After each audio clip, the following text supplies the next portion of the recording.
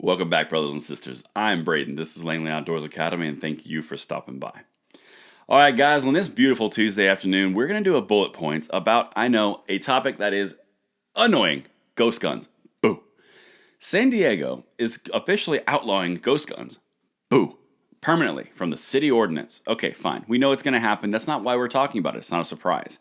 However, this is an incredibly important topic for us to go forward because we're going to hear about this a lot more, particularly as it gets closer to 2022 when we are going to smack that. Okay? Now, we've got to talk about this and be articulate and be able to articulate our points to the point where you're dumb. This makes no sense. And here's why it makes no sense, because the why is important, and that's what we cover on this channel. Very similar to why we covered last night in Chicago, where they're going to sue gang members to stop gun violence. I can't. Anyway, let's dive into this. Everything's linked in the description box below per usual, and I want to know what you guys think. Let me know. Final vote expected on ghost gun ordinance. Of course, they're just doing something that makes themselves feel good because this has no bearing in outcome. But, that's kind of what gun controllers on the left do. They do things that make them feel good, not with an outcome. Right? San Diego City Council is expected Tuesday to take a final vote on an ordinance intended to crack down on firearms without individual serial numbers, so-called ghost guns, boo, and work to combat the proliferation on the streets. Now, that's the important piece right there, and this is what I want to bring and highlight. Crack down on firearms without individual serial numbers. Now, if you've got a population of criminals that are breaking into cars, breaking into homes, and stealing legal firearms, and then filing the serial numbers off, that would be considered a ghost gun by that definition, would it not? That's the problem. The problem is not the fact that people are ordering guns offline, it's that they're breaking into a car, stealing it, filing off the serial number, then selling it or using it to further perpetrate crime. But they don't address that because that means that they're not doing their job well. They've got to blame it on someone else coming in. Just like in Chicago, where they blame all the guns in a gun-free zone from outside. They can't blame their policies because introspection is too painful and uncomfortable. They can't be wrong, they have to be right, so it's got to be someone else's fault. That's what we're looking at. If you look at ghost guns in general, all it is a scapegoat to bring attention away from their own inadequacies. Just saying, because they're not solving the problem.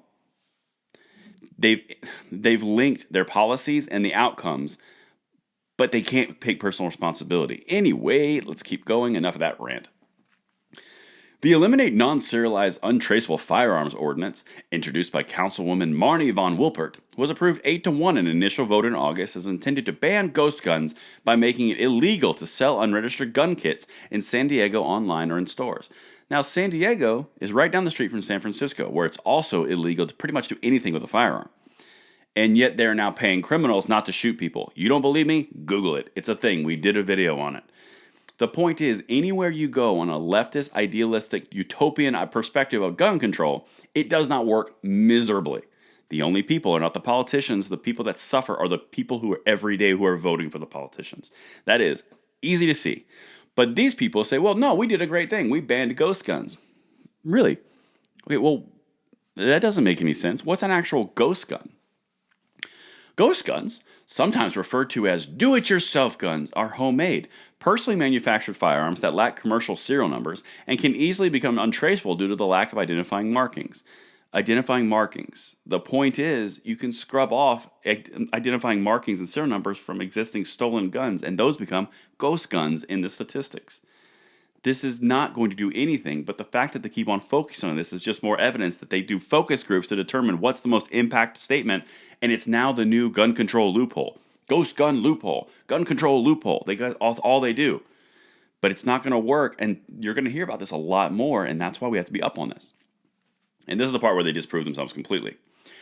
According to a San Diego Police Department report, gang-related violent crime increased in the first 6 months of 2021, including a 129% jump in gang-related shootings when compared to the same period last year, which saw a significant drop in most violent crime due to COVID-19 related lockdowns. Okay, two things there. Gang-related shootings, those are existing criminal organizations. It's already crime. They're already breaking the law by having the guns. And then you saw a significant drop because everyone was locked in, and now you're touting a 129% jump.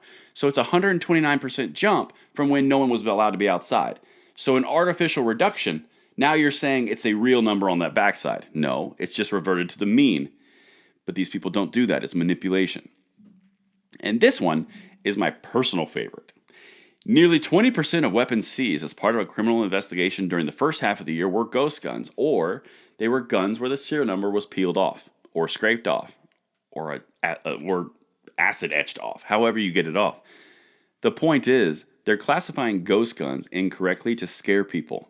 And that's why we're doing bullet points, and that's why this episode focused on that. Because every single place that you go, it doesn't work with gun control, and they will always find a scapegoat. And the most recent scapegoat now is ghost guns.